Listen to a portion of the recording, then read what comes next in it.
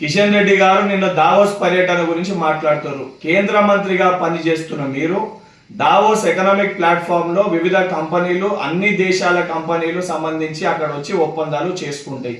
ఆ అవగాహన కనీసం మీకు ఉండాలి. ఎందుకనంటే ఇదే దావోస్ లో ఉత్తరప్రదేశ్కి వెళ్ళి మహారాష్ట్రకు సంబంధించి బీజేపీ పాలిట రాష్ట్రాలు అంటే బీజేపీ ముఖ్యమంత్రులు కూడా దాంట్లో పాల్గొని వాళ్ళు కూడా భారతదేశానికి సంబంధించిన కొన్ని కంపెనీస్ తోటి ఒప్పందాలు చేసుకొని ఆ సంబంధించిన ఇన్వెస్ట్మెంట్స్ ని ఆ రాష్ట్రాలకి తీసుకొని వెళ్ళడం అండ్ ఎంఓయూస్ కూడా సైన్ చేసుకోవడం జరిగింది.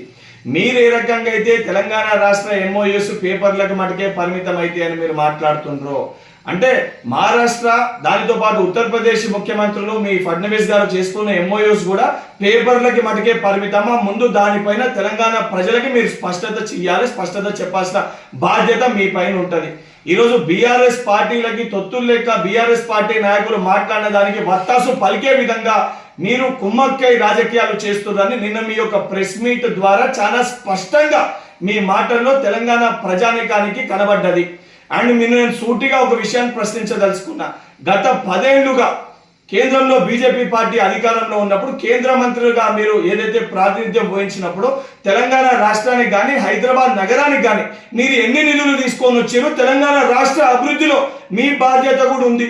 ఇక్కడికెళ్ళి మీరు ఎంపీగా కూడా బాధ్యత వహిస్తున్నారు, కేంద్ర మంత్రిగా ఉన్నారు. మీరు నిధులు తీసుకురాకుండా మీరు అధికారంలో ఉన్న విషయాన్ని మర్చిపోయి ఈరోజు కాంగ్రెస్ పార్టీ గత 10 ఏళ్ల కంటే అత్యధిక ఏదైతే ఇన్వెస్ట్మెంట్స్ ని దావోస్కి వెళ్ళి గౌరవ ముఖ్యమంత్రి రేవంత్ రెడ్డి గారు ఏదైతే ప్రాతినిధ్యం వహించి తీసుకొని వస్తే అటు కేటీఆర్ దాన్ని జీర్ణించుకోలేక మాట్లాడుతుంటే ఆయనకి ఒత్తాసు పలుకుతూ ఆయనకు తొత్తులు లేక ఈరోజు బీజేపీ పార్టీలో ఉన్న మీరు కూడా అదే రకంగా మాట్లాడడం అనేది సరికాదు.